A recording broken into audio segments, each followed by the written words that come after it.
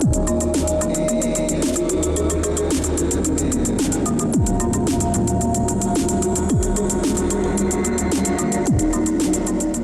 hello, a beautiful day to you. My name is Rex and welcome to The New Revolution.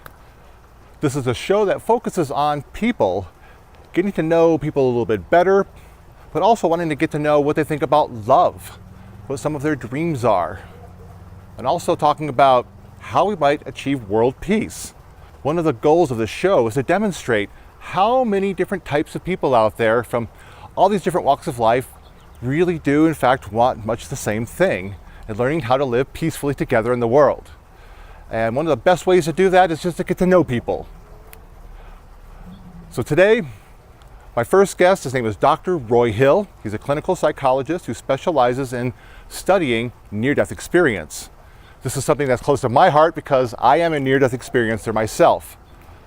We're going to discuss his book, Psychology and the Near-Death Experience, and get some insights on what he has found in his many years of study.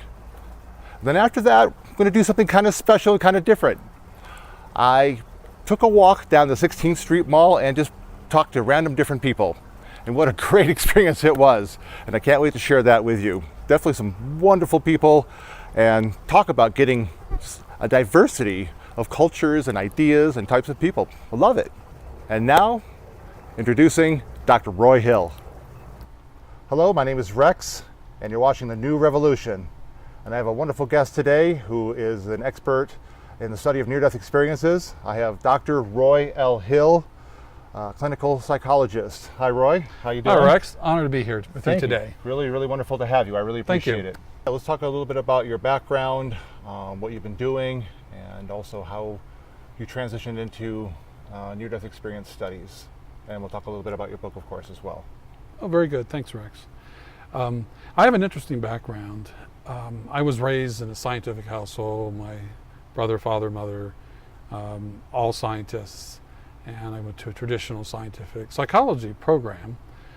So it's a little bit of surprise how I was able to get into near-death experiences. But really, I gave all that up, Rex, because I'm very concerned about the way our planet and society, how it's all going these days. And the near-death experience, the people who come back have such amazing stories. And they speak of a broader spirituality that goes deeper than what we typically see in NDE movies, television shows, and books, and so forth. These are great, hopeful, wonderful stories that we're hearing, but really, near-death experiences indeed do give us hope, but they speak to a broader spirituality. It's the spirituality, Rex, that has answers to many of the big questions that we ask. And in regards to hope, where and what way does it give us hope, and then what kind of questions have you encountered? Well, it gives us hope because so much is made out of fear, out of death.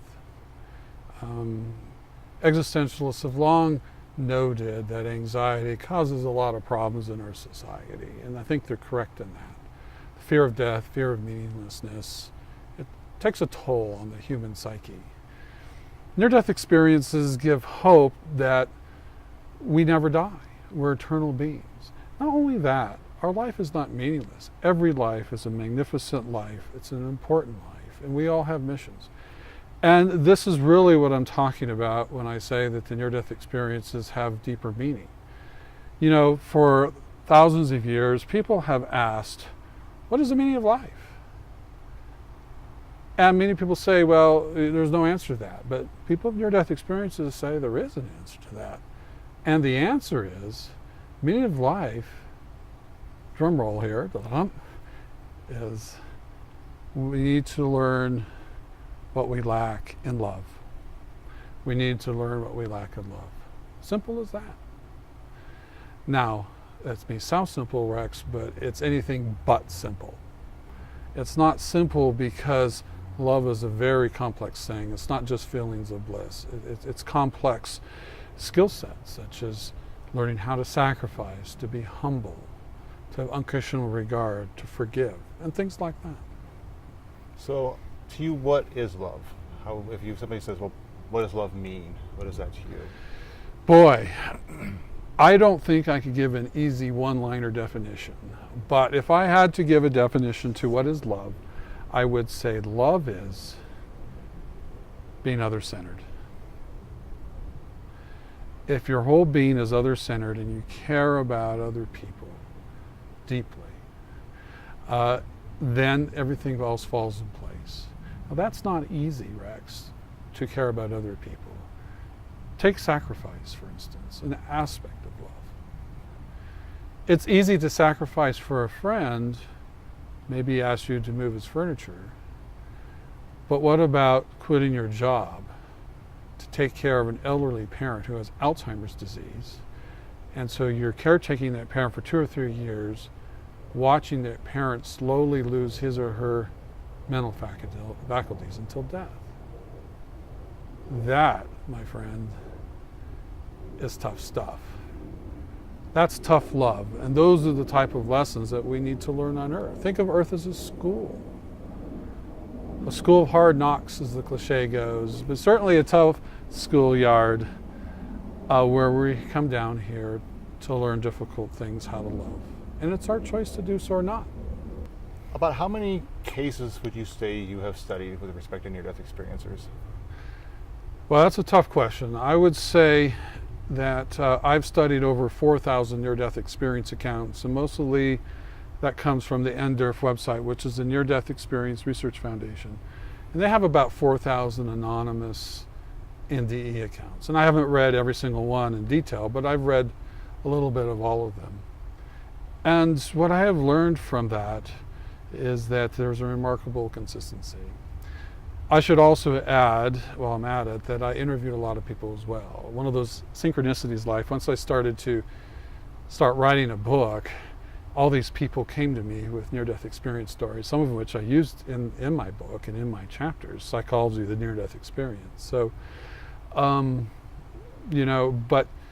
let me speak a little more on the consistency between near-death experience in a way to express some validity, what I think near-death experiences speak to truth.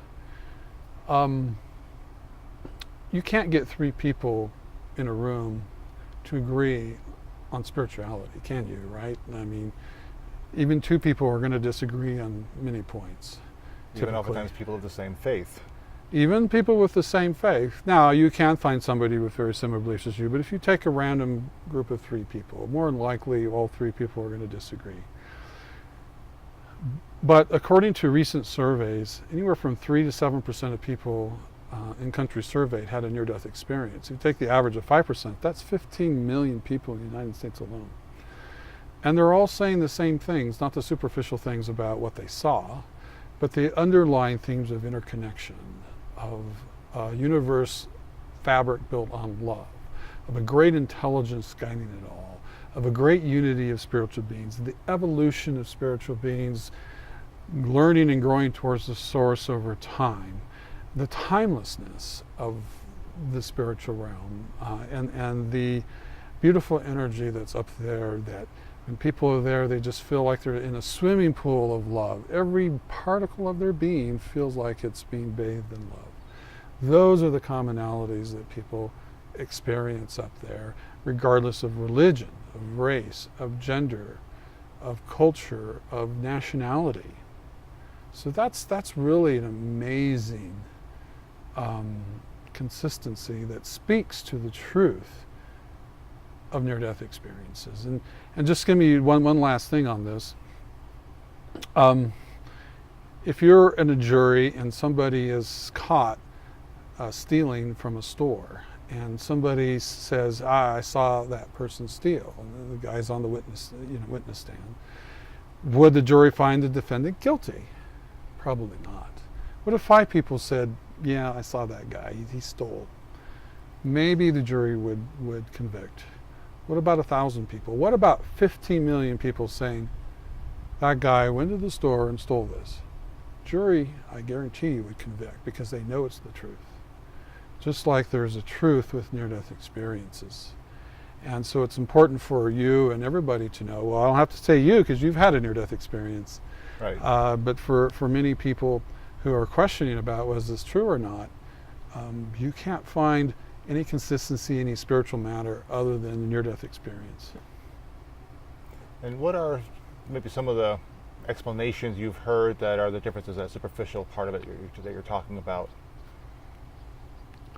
And why might these people be having different experiences based on your studies? Sure. Why they may be having different experiences, Rex, is that when we die, the spiritual realm wants an easy transition for us. They don't want to frighten us with some alien environment. They want an environment that we can recognize and feel comfortable with, and that usually relates to our culture experience. So let me give you a couple examples. The Native American had a near-death experience. He saw a school bus. He went into the school bus, and deceased elders he knew were having a peyote ceremony. Very culturally specific, something that I probably wouldn't have in my near-death experience. But when he touched the edge of that school bus, he felt the interconnection of all things, the love and the intelligence behind it. Now, another example, the strict Catholic had a near-death experience, and what was manifest for him was a Catholic cathedral. He beelined it to confession, and arm went out, he touched it was Jesus. And then he realized he had nothing to confess, because when he touched Jesus, he felt the same thing as a native did. He felt the interconnection of all things. The universe was based on love and the great intelligence and unity of the force behind all this. So the underlying elements were the same, but but both individuals saw were quite different. Okay, so then, so the one commonality, of course, is the love. We talk about the intelligence. What about purpose? Purpose. What a great question. Yes, when people have near-death experiences, they understand that there's great purpose in their lives. And before they come here on earth, they often are told that they're supposed to learn 1, 2, 3 different things on this life. And the purpose is, again, to learn what they lack in love. That is everybody's purpose. But under that huge umbrella. And what do you mean by lack in love? Well, none of us are perfect, yet we are perfect. I know that sounds like a paradox, but our real self, because we're all expressions of God, we're all unified with God, our real self is perfect. If time is a variable, then right now in this element of time, we're not perfect. But if you take time away as a variable, as people see in heaven, there's no beginning or end. So we start from perfection, we end with perfection. But God gives us the great gift of individuality, to choose who we want to become. And in that, we're toddlers here on school earth and becoming one with the source, even though our true self is one with the source. So it's a bit of an illusion. But within this illusion, Rex, we are learning based on our own choices to make whole through our imperfections. We're perfect in our imperfections. And so over time, we're slowly going up a spiral of staircases towards the source. And it's beautiful in that process.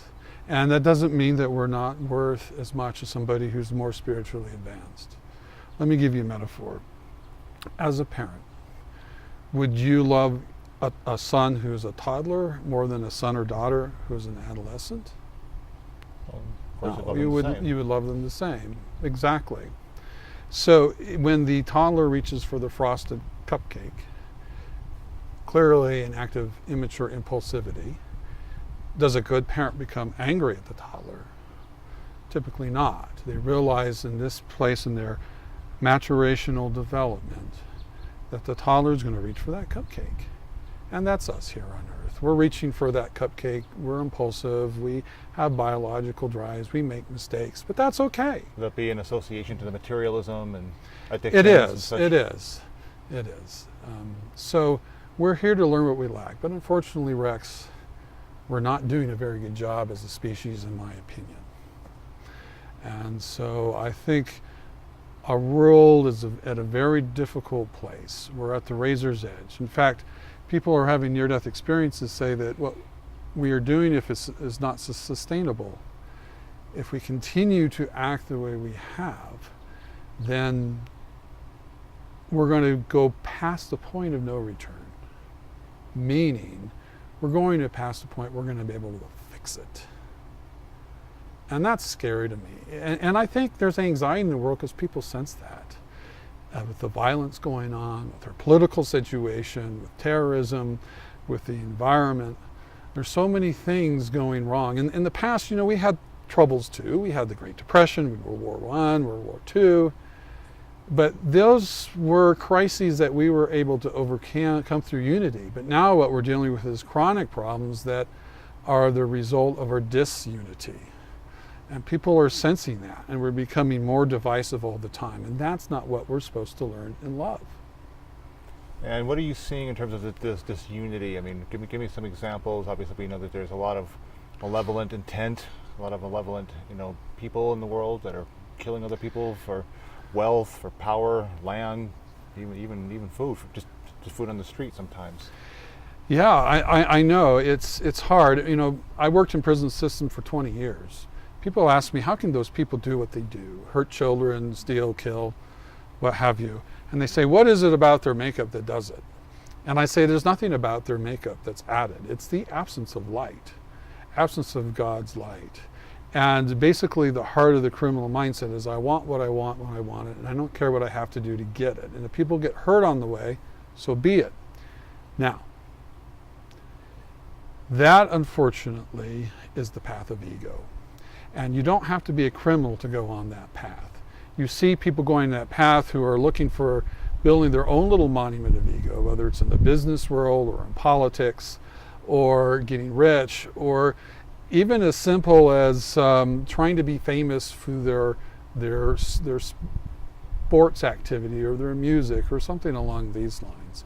Not to say that any of those things are bad in of itself, but if the pursuit is to fill the self at the expense of other people or without regard for other people, then that causes the problems we're seeing today. But unfortunately, our world reinforces this sort of thing. And I blame a large part the breakdown of certain morals in society. And I'm not talking as a moralist by any means. I'm not big on sin or anything like that, but I'm just talking about the morals related to loving one another. And if you go down the magazine aisle stand, what do you see? What kind of magazines do you see? Well, what I see is maybe one magazine on news, another magazine on science, maybe one on history, maybe a couple needlepoint stuff, and the rest are gun magazines, muscle magazines, men's magazines where they have, scantily dressed girls, women's magazines where they have a type of female pornography in the written word, and car magazines, money magazines, all about wealth, power, violence, and sex. And this is what we see on our TV all the time. Rex, did you know that people spend on average 4.5 hours a day watching television? They spend another 1.5 hours a day on average on the internet. 5 hours a day on average. Now, it may not seem a lot, but when you work 8 hours a day, sleep 7, 8 hours a day, then you have to go shopping and traveling and getting ready for work or whatever, there's no time to spend fulfilling your mission. What is the mission again? The mission is to learn what we lack in love, and that involves being with other people, to interacting with other people. You can't fulfill your mission living in a virtual world. And there's no accident since the advent of television. You can look at the statistics. Charity work, even through religion, has plummeted. Organizations like the Rotary Club or whatever, they're older men and women. Younger people are not interested in these things anymore. And so there's no accident that we're seeing all the problems in society today because everybody is me-centered, ego involved. And this is not going to lead us in good places if we keep it up, in my mind. And what are the things that might serve to help bring these people together? You know, Rex, I don't know. And I know that's a tough question. I think There's no quick answer. There's probably more than likely a very extended or intensive process involved. let me give you the NDE answer first. The NDEers say, when they come back, that there's a spiritual awakening happening in the world. It's a spiritual awakening based on love, on interconnection, and the message that God is giving us through our ambassadors of heaven like yourself. And that is to be others-centered, to love God, to love your neighbor, and to love yourself. You got to love yourself first, of course. And not to be running around building monuments of self, because everything in this earth dies. The only thing we take up with us is ourself and our relationships and our love. Everything else goes away. So all that other stuff is an illusion. So unfortunately, the power of greed is so powerful, Rex, that I don't know how many people are going to be part of this new revolution of love. Because it's love, you can't coerce anybody. You can only appeal to their better nature. And indeed, people are appealing. This is why I quit my job as a psychologist, even though that was rewarding in its own way, because I was helping people. But I think I'm helping more people now by talking about the message of the near-death experience and showing them that there's a new group of people, of souls, who are going to bring a new awareness, enlightenment to the world. And I look forward to that. But unfortunately, I think things are going to get a lot worse before they get better. In your studies, your background, and of course your expression, of what you've learned with these years of studying near-death experience, do you have a religious background? And if so, how does that tie into what you've learned through the near-death experiencers? Thanks, Rex. You like to ask the difficult questions. I was raised a Christian in the Baptist Church. I still remain a Christian. However, my spiritual understanding has been greatly expanded. And so I remain a Christian because I emulate Christ. This is a personal decision. But I say that saying to all of you, you don't have to be a Christian to find the divine or find God. There's many paths up the mountain, so to speak, to find God. That just happens to be my path.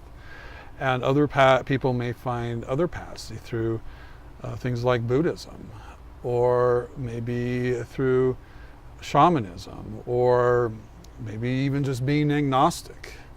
Everybody has their own path. And what do you say to those Christians who are telling you, well, no, you have to be saved by Jesus, or otherwise, of course, I'm just throwing this out there because I know we understand a little bit of a different reality. And I know what it means to me, but what do you say to a Christian person who has that idea that, no, Jesus is the only way, and if you are not saved, then you're going to hell? Right. That's a difficult question. And coming up from the Baptist Church, I used to believe that. I always had trouble with it, but I used to believe that. I don't believe that anymore. I believe that Jesus doesn't just save Christians, Jesus saves everybody. There was a young evangelical woman who came up to me when I was selling my book and asked me if I believed in Jesus saved. And I said yes, but not just for Christians. And she says, well, I don't believe that. I believe that if you're not saved by Jesus Christ, you're going to go to hell. And I asked her, if you had the choice to send your worst enemy to hell, would you do it? And she said, no. I said, well, why not? And basically, she had too much love in her heart to send her worst enemy to hell. And then I confronted her. I said, if God has perfect love, how could God torture the majority of humanity forever and ever in hell? How did she respond? She just walked away. So, and I didn't mean to humiliate her, but I did want to challenge her to think of things in a more expanded way. And I understand when people don't want to give up their doctrine because they want to have a very clear understanding of the spiritual realm. It gives them certitude and confidence and hope. But I can't believe that anymore studying near-death experiences. Now, we talked a while back, of course, and we've known each other for a little bit now. You had a great story. I mean, obviously you come from a scientific background. A lot of things, the idea of you need to kind of be able to prove it to some extent. What was it that kind of turned the corner for you, that started to open up your eyes? Well, this will take just a minute, but when I was working at a prison in another state 16 years ago, an inmate had to place on suicide watch after his sister had passed away in an automobile accident. And after a few days, he was better, and I asked him, what's changed? And he says, well, my deceased sister is talking to me. I thought, well, is this psychotic stuff? But he went to say, well, she's telling me that she's in a better place, and that she's allowed to speak to me for a brief while, and that I have a mission to do, and it's not to be here on suicide watch. I have important things to do, that she'll always be with me and care for me and so forth. I thought about that, and knowing and working with psychotic people, schizophrenics and other type of psychotic disorders, I can tell you that every psychotic person I worked with, when they have an auditory hallucination, it's never complicated. It's short, cryptic, and negative. This was positive, deep, meaningful stuff. So, because his mental status looked better, I took him off watch and have him observed on the unit by staff. And I saw him the next morning, and I asked him if his deceased sister was still talking to him, and he said yes. I said, well, what is she saying? And she said, well, she's saying you don't believe me. And so I was getting goosebumps. It's like, well, what does that mean? He says, well, she says, you don't believe me, and so you shall believe she has a message for you. And so that gave me more goosebumps. I said, well, what's her message? He goes, well, her message is quarter. I said, well, what does that mean? Quarter something half full or quarter full? What does that mean? He says, I don't know, she won't tell me. So he leaves, and another guy comes in, and this guy's a white Muslim, starts ranting about the hypocrisy of the United States. He looks me in the eye and says, Dr. Hill, you know what's written on a quarter? And I said, in God we trust. He goes, that's right. And it dawned on me that this was the message. Because nobody's asked that of me prior or since. And so I talked to the first guy a little bit later, and I says, did your deceased sister say anything else to you? And he said, yes. He says, your wife is praying that you're going to have a son, and he'll be born on Christmas Day. Well, he shouldn't have known any of that information, but it's possible he could have overheard the first two aspects from somebody. Well, my son was born on January 7th.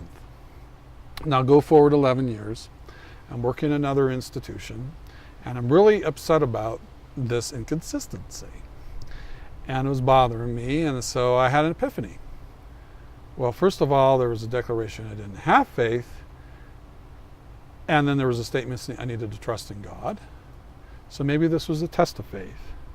So in a leap of faith, I Googled Christmas Day, January 7th. Lo and behold, a lot of stuff came up. Turns out we use the Roman calendar, the Julian calendar. Now in Christendom, they used to use the Christian calendar, the Gregorian calendar. In fact, even today, the Russian Orthodox, the Greek Orthodox still uses the Christian calendar. And Christmas Day is January 7th. So with that information, I really broadened my spiritual exploration, if you will, because I knew that my Baptist background wouldn't explain this. They would just say, oh, Doc, you have to be careful where this is coming from. It's probably from the devil. But the devil is not going to be telling me to trust in God. That was my conclusion. And I knew about near-death experiences, and spiritual beings have a big role in the afterlife and according to near-death experiencers. So I started studying that. I think that's a great story. Well, thank you. I always appreciated that. And it just lets you know, or lets anyone know that the possibilities beyond our physical corporeal reality are just virtually endless in terms of what we can understand, what we can sense, even what we can do. And to add to that, you don't have to have a near-death experience to have spiritual experiences. I've never had a near-death experience, but I've had that one experience and many experiences since because of my openness and my belief and my endeavors to connect. And if you ask, many times you get what you ask for, if you do it in openness and faith. Now we've talked a little bit about what's wrong with the world. Let's maybe expound upon that a little bit. I mean, you mentioned it's likely going to get worse before it gets better. I feel like that may be true. But then let's also talk about, while we're getting into that, what are the steps that we can take, even if it's over the course of years? I realize, and we both realize, there's no real quick fix here. But what are those steps that we can take to move towards a world peace, and even a neighborly peace, to where we can live next to a gay neighbor, a Muslim neighbor, Christian, Yes. Jew, even an atheist for that matter. It doesn't matter. Everybody seems to identify with love and a sense of wanting to have a particular kind of life. Right, that's a good question. For many people, they feel paralyzed because there's forces beyond any individual or even group going on. But the only thing we can do is first start with ourselves. If we become other-centered and teach our children and family and friends to be other-centered, to be a good role model, then indeed we're going to make a difference, because we don't see the interconnections between people. Even a quick hello to somebody having a bad day may have reverberations down the tapestry of interconnected people. So that one hello may help that person become in a better mood, go home, and be nicer to his wife and kids, and they in turn would be nicer to their coworkers or schoolmates or to each other. And so the reverberations go. So we don't see the end all of all we do, because what everybody does is very important. Your lives are very important, even though the world tells us our lives are not important. We're actually, what NDErs say, magnificent spiritual beings at heart, trapped in a human body with great limitations, but our true self is quite magnificent. So if we do that and work on ourselves, then we're going to model things better for other people. But we can go beyond that and be involved in different charity groups, organizations. It doesn't matter what it is. You don't have to have a particular skill. If you can pick up a can and put it in a box, and you can help a homeless person, right? You can become involved with environmental organizations or political organizations that are open and speak to this love. So the possibilities are endless in this hurting world. You don't have to look very far to go beyond yourself. So I would say you need to find balance in your life, not watch much TV or play video games or internet, because that just takes away from your mission. You need time to do your mission. For those who have jobs that can be mission related, that's even better. But if people don't, then at least do one or two things outside of work that can be other-centered. And if we organize together and be part of a larger spiritual awakening, then together we can make a difference. Nicely said. Thank you.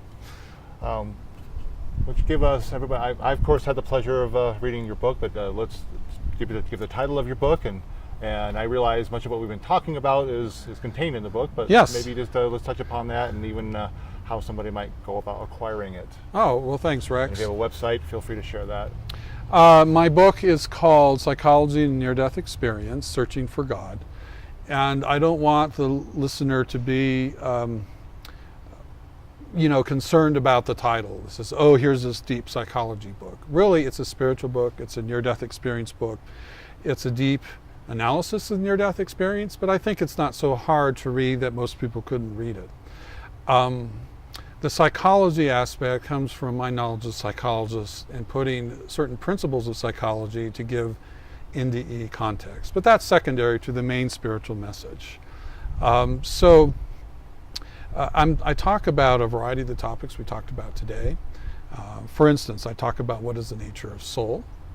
I talk about what is it like to be an expanded soul in heaven, our true nature. I talk about our mission, as we talked about today.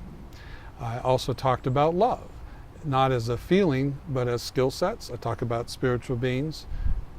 I talk about negative near-death experiences, time, God's diversity, and the need for a spiritual revolution. So those are the main topics that I approach in my book. So the website is neardeathexppsy.com. But anybody can get the book off Amazon, Kindle edition too, as well as barnesandnobles.com, Apple iTunes. Fantastic, and I will personally recommend the book. Well, thank you, Very Rex. thought-provoking. Appreciate it. We're in beautiful downtown Denver today. We're just going to be talking to people. We're going to find out what they think about love, what their dreams are for the world, and the ultimate goal of how we might achieve world peace, how we can all live peacefully together, no matter who we are, where we come from, or what we believe in. So let's go on this little journey today. Thank you for taking the time with me. And this is Talicia, and I'm Rex, of course, and we're going to talk a little bit more about world peace and get to know this lovely lady right here and find out what she thinks about how we can find a way to fix this crazy world we live in. So can you tell me a little bit about what you do? Yeah, well, we make handmade natural soaps made from scratch. We started this business 9 years ago when my sons broke out with a lot of rashes and eczema from a lot of the store-bought soaps. It's bloomed into a body care business, which we like because we can interact with a lot of people from different walks of life. People come to us with not just skin issues, but they're needing just a peacefulness in their home. They want to be surrounded by natural things, whether it be herbs, botanicals, stone, wood. They just have that they want to have in their homes. And they want to embrace that walk of life, the natural walk of life. And they want to invite other people into their homes, with these elements, using these types of things from the earth. So it's been a meaningful work for us, and it's been meaningful for our family as well. Well, wonderful. And so obviously this is very energetically based, injecting and creating some positive energy. Yes. So do you feel a spirituality behind this? And if so, kind of what is your personal belief on that? Yes, absolutely. We're a Christian background, so we believe in the Lord Jesus Christ, and we started 9 years ago in Alaska, Anchorage, out in the wilderness area, and so we relied heavily upon prayer and a lot of hard work, and my husband and I just really each other. So we have that strong spiritual background. That's why we named our business Heaven's Signature Soap. And it just works for us, And whenever we meet other people, we are not shy about, letting people know, the Lord really helped us in all of this. We have 6 children together, obviously. So that takes a lot of work. And to be meditative, that brings peace to us. And that's really what we believe in. That's what helps, fund us, the Lord helps us, be creative with different ways to fund our business. We don't go with the normal mentality of just going out and getting a loan. You don't really need to do that. As a small business owner, you can think of creative ways to source your materials and your goods and be responsible, create a good product, be people oriented. People really enjoy that. So we care about people's families, their babies, the pregnant women. We have a whole line of women's self-care because we're finding there's a real need there with women who are, having issues. They can't have babies or they're having issues. And that affects the whole household, especially if that woman is married or she has a mother or sister or aunt. That affects, the energy within the family. So, we try to reach out to people in those ways, and we're finding success with that. And again, if you're really good with people and you're really passionate about what you do, you're going to be successful. It's walking that your highest personal path. Yes, absolutely. And again, we pray over everything, and we're just find that time to be meditative, to have that peace and quiet, especially if you're in a city setting. It's very important for you to just kind of, calm down, and these scents too that we use help to do that. Lavender especially, that's a very popular scent, so people stop in just for that. Some people just want to smell and they want to have a nice conversation, and then they maybe will leave home with something that will help them just completely shut down from technology, from stress, from cranky drivers, that sort of thing. Yeah. There's so many things, and that even those little things can just alter the course of a person's day. Even a road rage situation that might last 30 seconds could just ruin a person's entire day. It can. But then again, there's that smile, that gesture of just a token of affection and love that can also, even just saying hello with a smile on your face. Someone knows that someone else cares. And you mentioned about world peace. I mean, that all goes with it. It starts with families. The families are the ones that begin the communities. So we have to work on the family unit first. And then you branch out to other people. And you never know what your contribution to world peace can be when you just reach out to one person. That one person can be an influence to a lot of people. That could be a teacher, over several students, and she brings that positive energy that you gave to her classroom, and then the children take it home. You never know how you're affecting other people. So it really starts with us as individuals, So, well, that's my view on that. And sometimes simply just being an example, just the way you live your life. And like I say, even in showing that if you believe, you have that faith, that you can make great things happen for yourself and for people around you. Absolutely, absolutely. We're gonna be that shining light to people. That's what all of us really should, try to be, is that shining light. And people will see that. A lot of times you don't have to say it. You can just live it. Sure, and one thing I know about Jesus, I don't claim to be an expert in religious, but at the same time I know Jesus was all about love. Absolutely, yeah, he was all about love. He was not about war. And this faith is not a forcefulness. You don't have to. This is someone's self-will to want to come to Jesus. It's very inviting. It's very peaceful. He said to put your sword down. He does not believe in war and fighting. So to walk that walk and then be hated for that, that takes a lot of courage. And so that's what we try to instill in ourselves and our children as well, is to look at that example and say, what, we can do that. It's a tough walk, but it's one that is the greatest for us anyway. And he was the example of loving everybody. And that's one thing that I've heard since we've been out here a little bit, is that idea that, our job is simple, just to love everyone. Mm-hmm.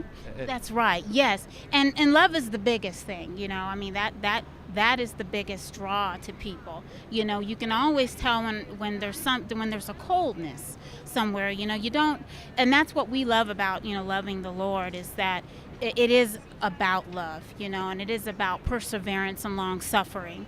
So, and that works for us in our lives in every aspect. We can apply it to various places in our lives. Yeah, it's been working for us pretty well. Yeah. Well, wonderful. And given the state of our world, I mean, in your experience, what are some steps we can take? Yes, love is at the heart of it all, because everybody, even atheists and agnostics, identify with love somehow. Right. What are some steps maybe we could take so that we can all learn to live together? Whether your neighbor is Muslim or Jew, or for that matter, atheist, or how can we take those steps to just be accepting? Because that's what Jesus was. I know that he had friends of all walks of life when he lived. Yes. Well, our role as Christians is to pray for everyone. You know what I mean? We are not to judge others. All right, so because everybody is going to come to their own understanding of, spirituality. So this was not something that we were forced into. We made the commitment to do it out of what the beliefs were. We liked everything that was in the Bible. It felt right. It felt right to us, the peace, the love, the joy, the long suffering, that felt right to us. So just as an individual, what it is that I think we need to become more educated in terms of what other people are going through in different parts of the world. That's what we do. A lot of times if things get a little tough, then we will show our children what other people are going through, what other children are going through, give them a different view of the world so that, they can see just how, blessed they really are and, appreciate what they have, and to have sympathy for others and understanding others from other different walks of life. So I think that's good, just to have expose yourself to what other people are going throughout the world, and that will give you a better mindset and more compassion and things. Oftentimes, when we have 6 children, obviously, we go out, and you get the different comments, right? Some people will say, oh, wow, that's, you've got a lot of children, that's too much. And then a lot of people say, well, you've got a nice family. We love large families. We embrace that, And the reason being is because if you see them, for the most part, they're well behaved. They're intelligent children. They love each other. And that's, again, your families are the beginning of the communities.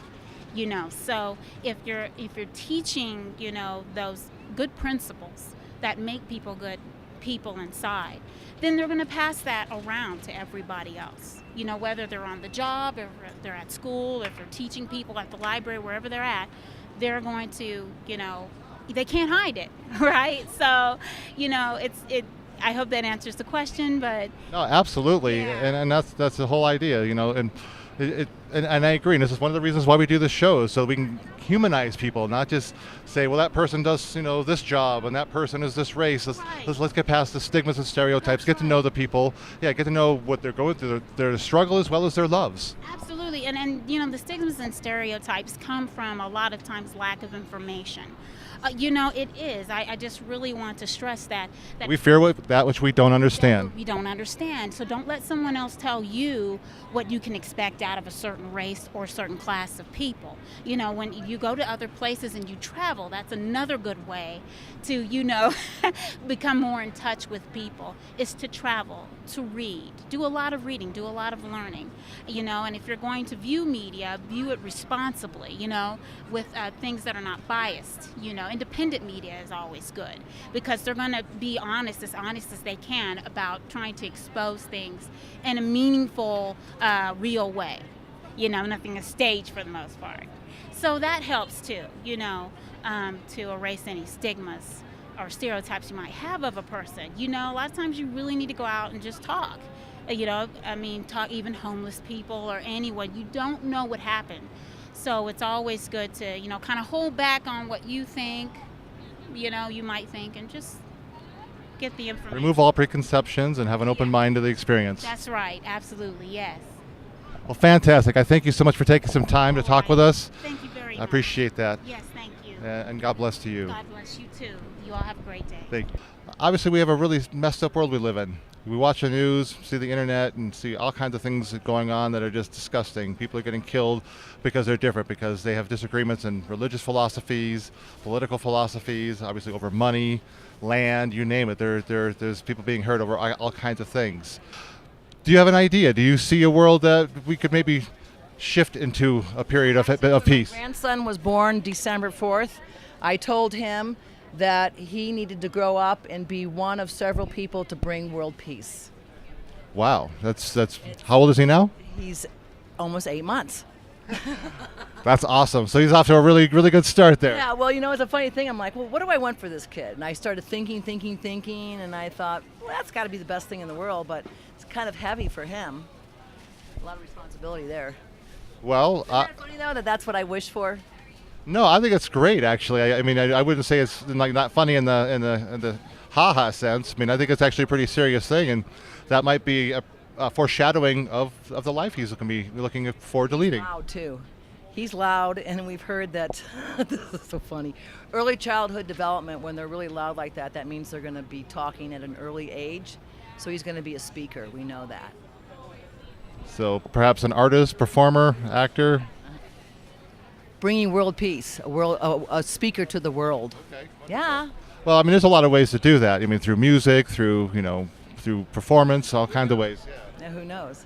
Maybe he'll be a writer and stand up and do spoken word. See? That's right. All right, you guys. So, and what is your name? Therese Nickel.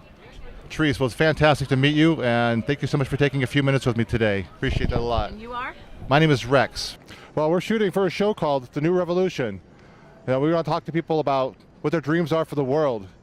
The goal here is to find a way, whether it's this generation, the next, or the next after that, to live in peace in this world. So everybody, no matter what walk of life you come from, can be the best person that you are, no matter who you are, where you come from, what you believe in.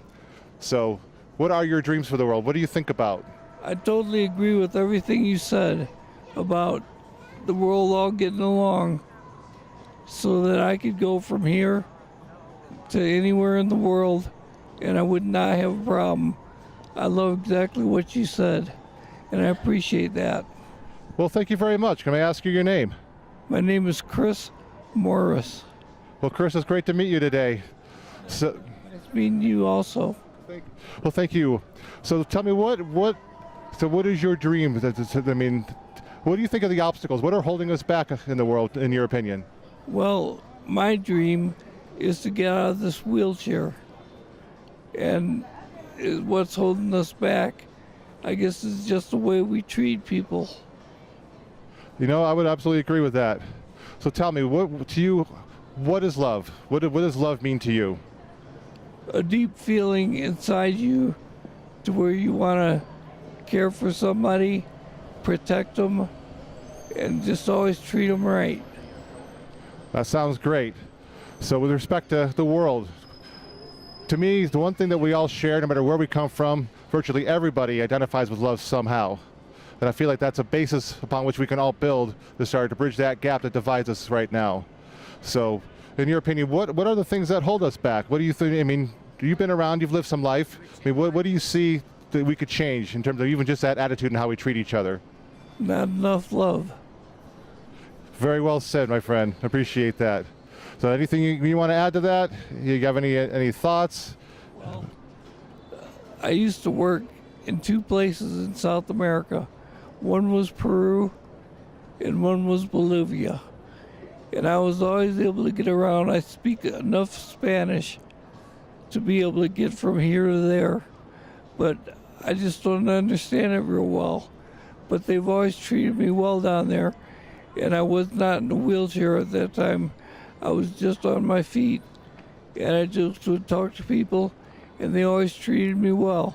And I really appreciated that. But you have a belief in God, religious affiliations, even if you're atheist or agnostic, or maybe personally, I'm an eclectic. I believe all paths have validity. So what do you feel about that? I believe in God totally, and I am spiritual. I don't belong to any church, but I do believe in God, and I know the difference between right and wrong. And I believe there is a difference between doing right and doing wrong, and I think we all know what it is. So I always try to do the right thing.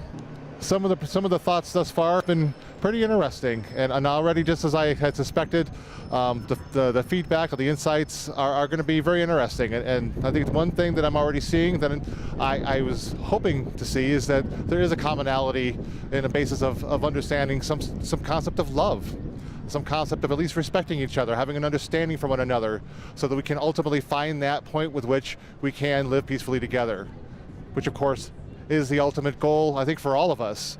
Find a way to end these wars and the disputes, allow us to have our opinions, our beliefs, without having to cast stones, so to speak, without having to actually turn into a fight or a war, and so nobody has to get hurt or killed over it. That's ridiculous. We're at that point where it's time for a paradigm shift, and that's what we're doing right here, right now, and we're going to find out how many people out there also want that very same thing. Right, just tip. Back up.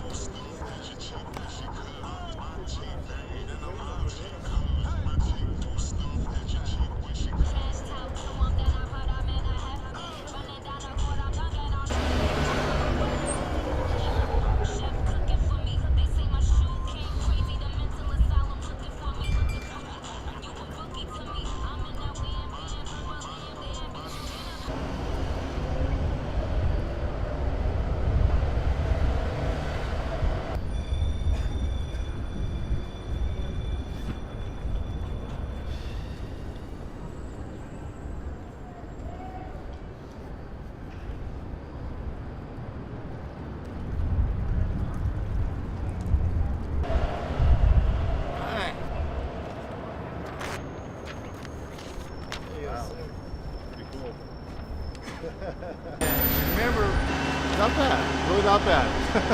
Yeah.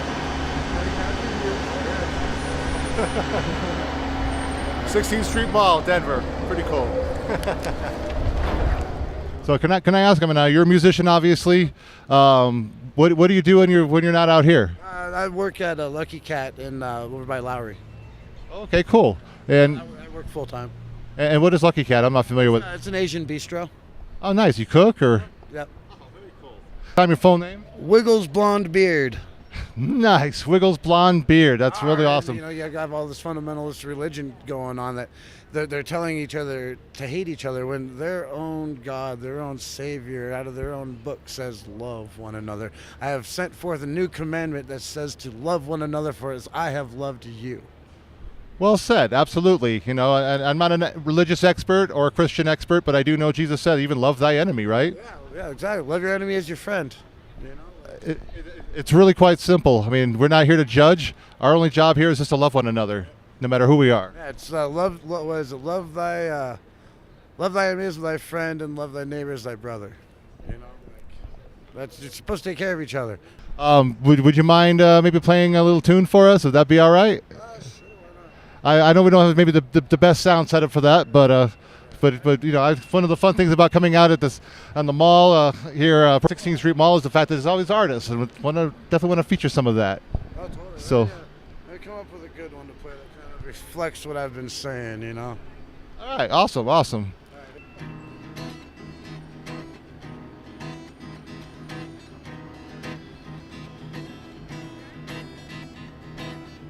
Right outside this lazy summer home,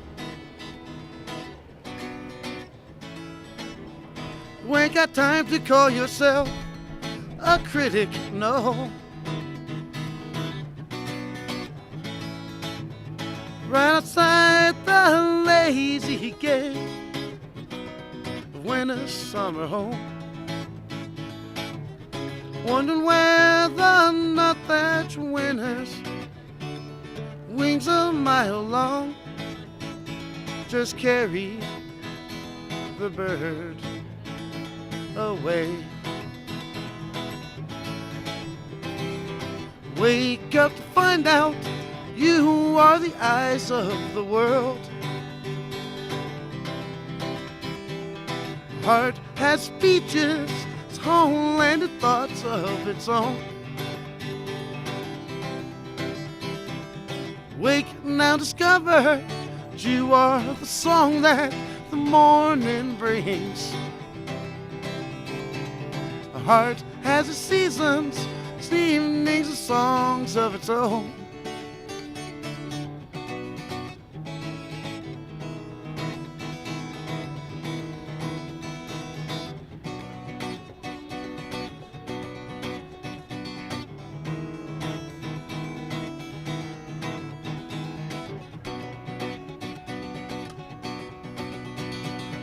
Comes the Redeemer, he slowly too fades away. There follows his wagon behind him, it's loaded with clay. The seeds that were silent all burst into bloom and decay. The night comes quiet, it's close on the heels of the day. Wake up to find out you are the eyes of the world. The heart has speeches, its homeland and thoughts of its own. Wake now, discover you are the song that the morning brings. Heart has its seasons, evenings and songs of its own.